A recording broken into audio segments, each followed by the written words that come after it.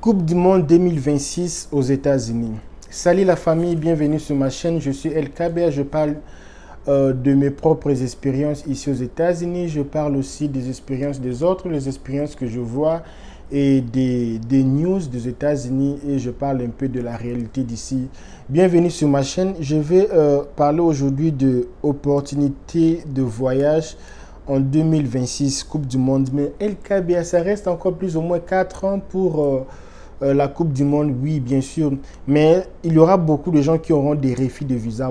Beaucoup. Il y aura des milliers des Africains, des milliers des Européens qui auront des refus de visa.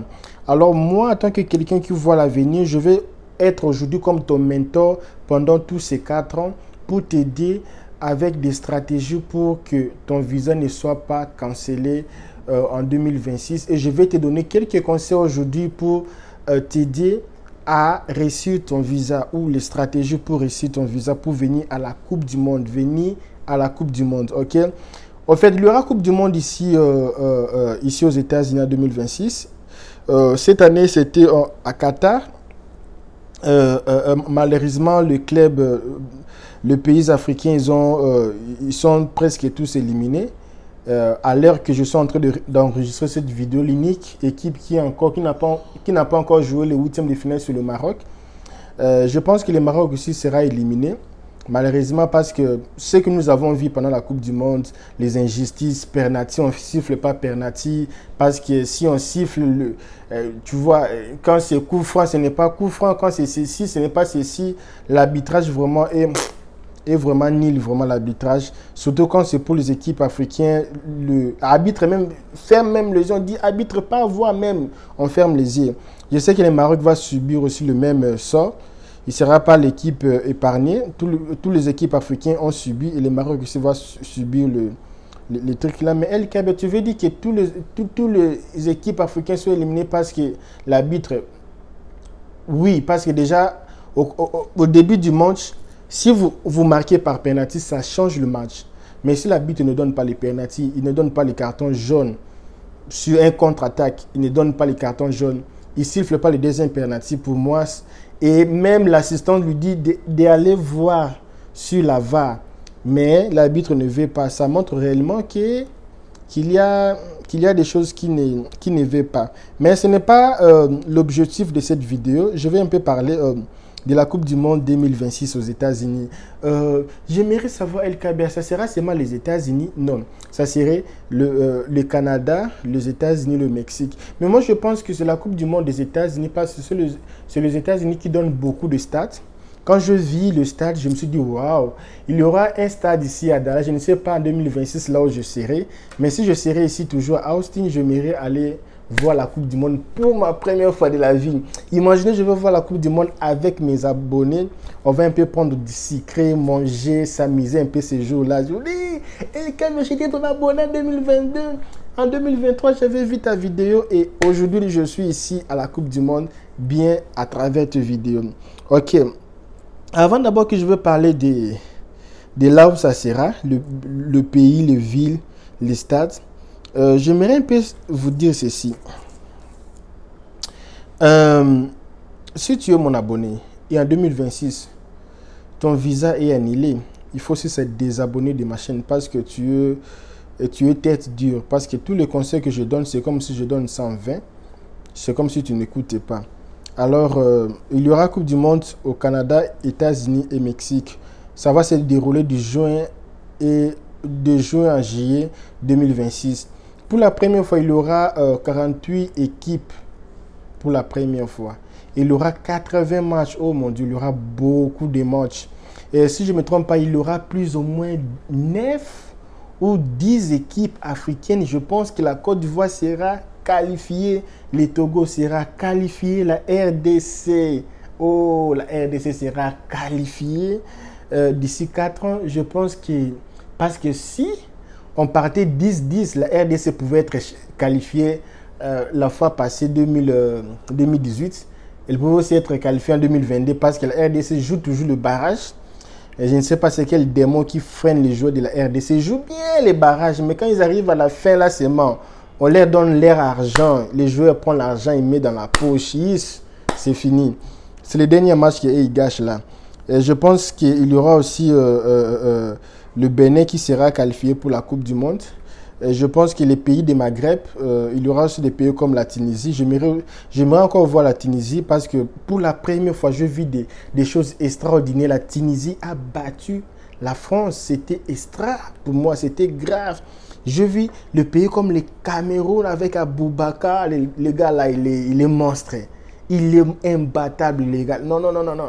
Il a marqué contre le Brésil, mais c'était une équipe de réserve. Papa, il n'y a pas de réserve là-bas. Là-bas, ce sont des bons joueurs.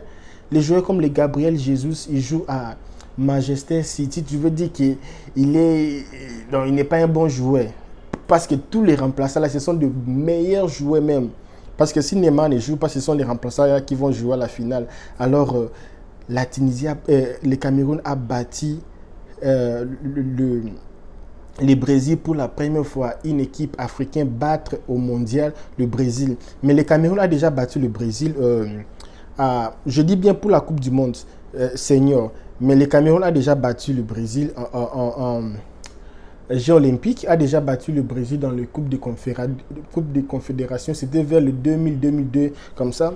Et il y a aussi, quelle équipe a battu le Brésil? Le Ghana à la finale de Coupe du Monde de moins de 20 ans. Le Ghana a battu, c'était le Ghana, oui, le Ghana a battu le Brésil. À la finale, c'était 0-0 comme ça.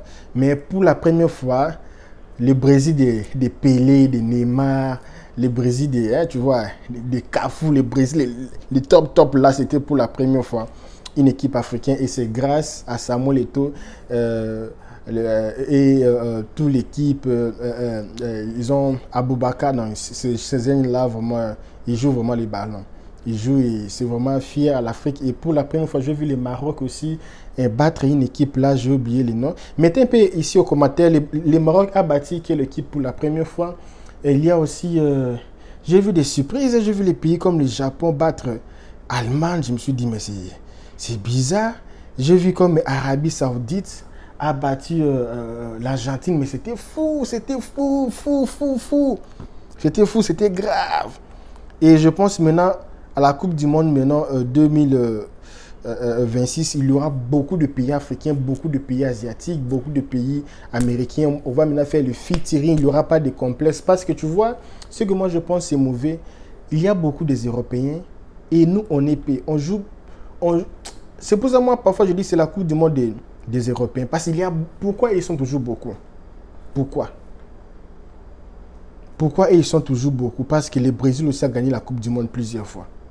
Il part seulement 4 là-bas. Pourquoi seulement les Européens sont beaucoup? Non, pour moi c'est l'injustice. On devait prendre 4 équipes brésiliennes, 4 équipes de l'Amérique, 4 équipes de l'Europe, 4 équipes de l'Afrique. Si c'est 10, mettons 10 ensemble. Et là c'est égal. Ce n'est pas mettre... Comme l'Afrique a beaucoup de pays. Vous prenez 5. L'Europe est un petit continent. Vous prenez beaucoup de pays. Mais les pays même, ça ne joue même pas l'Europe. Vous prenez beaucoup. Vous prenez toute l'Europe. Ce n'est pas bon ça la FIFA. Il faut corriger vos histoires. Maintenant, je vais un peu... avant que je vous donne des stratégies, on va un peu voir. À la prochaine fois, je vais vous faire voir les photos des stades. Ah, il y a des stades fous ici. Hein. Partons d'abord au Canada. Je ne sais pas si je vais mettre un peu comme ça. Yeah. Pour laisser un peu l'espace ici. Ouais, partons un peu au Canada. Au Canada, il y aura le stade les BMO Field of Toronto. C'est un stade de 45 500 000 places. Il y aura aussi le stade de BC Place de Vancouver. Toronto et Vancouver, ce sont les villes top des États, du Canada. Vancouver. Les gens qui partent à Québec, là, vous n'aurez pas la Coupe du Monde. Il faut partir en Toronto ou Vancouver. OK. Et on va voir un peu le pays comme le Mexique. Au Canada, il y aura seulement des stades et des villes. Et le Canada aussi a bien joué. C'est moi qu'ils n'avaient pas l'expérience de jouer la Coupe du Monde, mais ils ont bien commencé la Coupe du Monde. Au Mexique, il y aura le Estadio Omnis Life de Guadalajara de 42 542 places. Il y aura aussi le Stadio Azteca. Le stade Azteca, du Mexico place. Je pense que ça peut être Mexico City. 87 723 places. La RDC a des stades de 80. La RDC a même un stade de 82 000 places. Ça dépasse. Ah non, ça dépasse le stade de la RDC. C'est 87 528. Ça dépasse le stade de Mathieu de la RDC. Il y aura les BBVA, les BBVA, Banque Commerce Stadium. Le BBVA, c'est une banque. Ils sont vraiment très forts là-bas au Mexique. Ils ont beaucoup de choses. C'est vraiment une écurie vraiment très fort de businessmen. Stadium de Monterrey. Oh, Monterrey. Oh, j'aime cette ville ici, Monterrey. Ah, Monterrey. Ah, Monterrey, c'est vraiment joli là-bas. C'est joli, il y a beaucoup de mouvements. Monterrey. Ah, souci. 47 622 000 places. 47 662 000 places. Non, 47 662 places.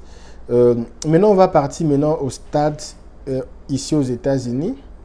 Vous voyez un peu le stade là où il y aura la Coupe du Monde. Il y aura d'abord le Mercedes-Benz Stadium en Atlanta. J'avais vu le stade ici, c'est couvert même. Les États-Unis, il y a les stades ici, vous n'avez pas idée. Attendez seulement la Coupe du Monde ici aux États-Unis. Vous allez voir que les VAR là, ça va bien fonctionner parce que à la Coupe du Monde de Qatar là, ça n'a pas bien fonctionné vos VAR là. C'est comme si on manipulait les VAR, les arbitres vraiment sont un peu corrompus, tout ça.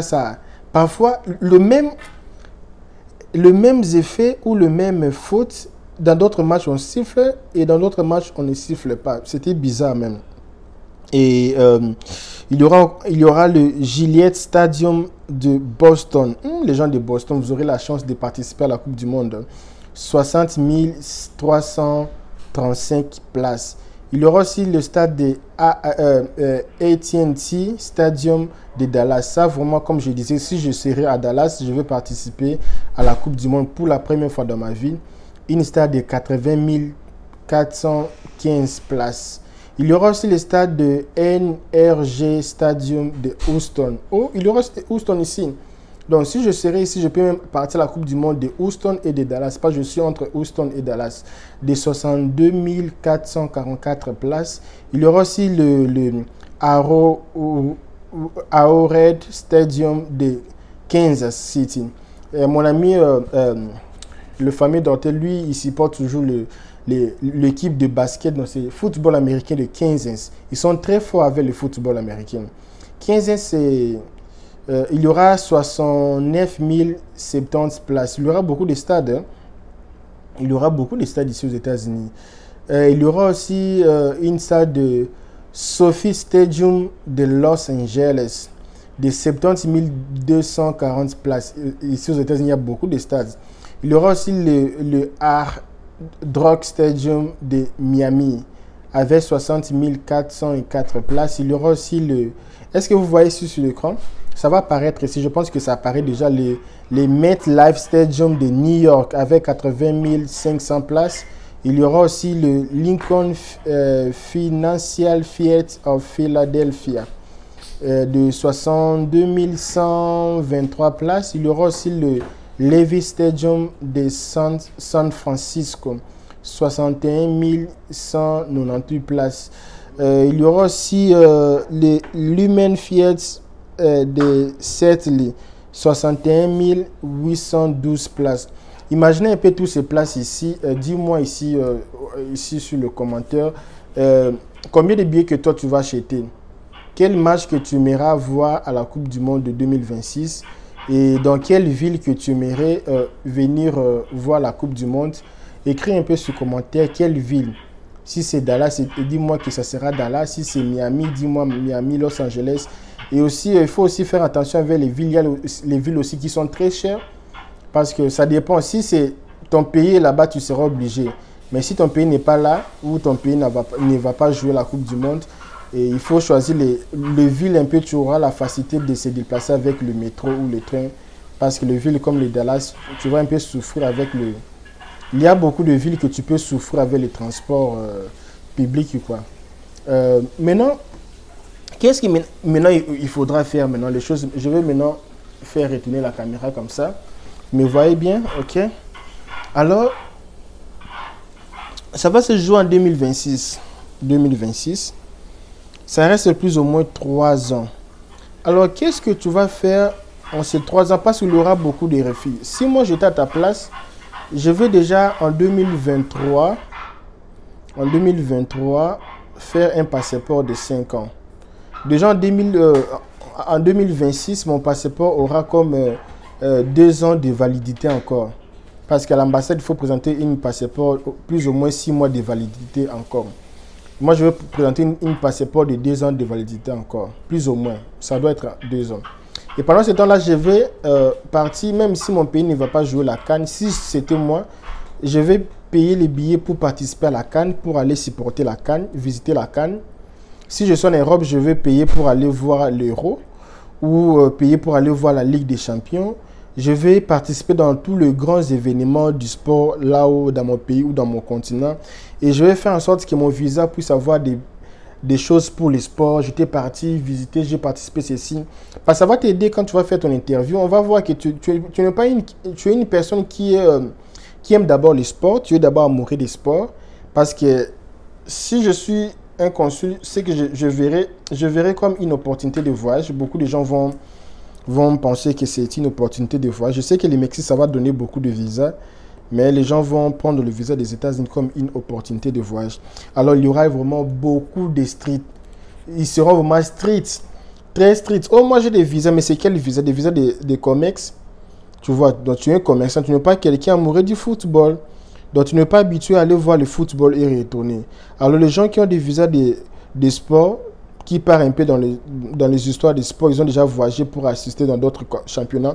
Moi, à ta place, je le ferai. Pendant ces 3 ans, je vais commencer maintenant à aimer le football, à entrer dans les fédérations de football. Si mon pays, pas je sais, 10 équipes africaines, ça peut tomber que ton pays soit qualifié à la fédération, tout ça, du football, fait parmi les gens qui sont dans l'organisation, adhérer un peu des organisations de sport, tout ça, tenter un peu de voyager dans de grands événements de sport pour seulement investir dans ton passeport. Je pense que les jours de ton interview, ça va te donner beaucoup d'arguments et beaucoup de crédibilité pendant l'interview pour avoir le visa. On va voir réellement, vraiment, cette personne a l'habitude de voyager. Ce n'est pas une opportuniste parce que beaucoup de gens auront des refus pour cette raison.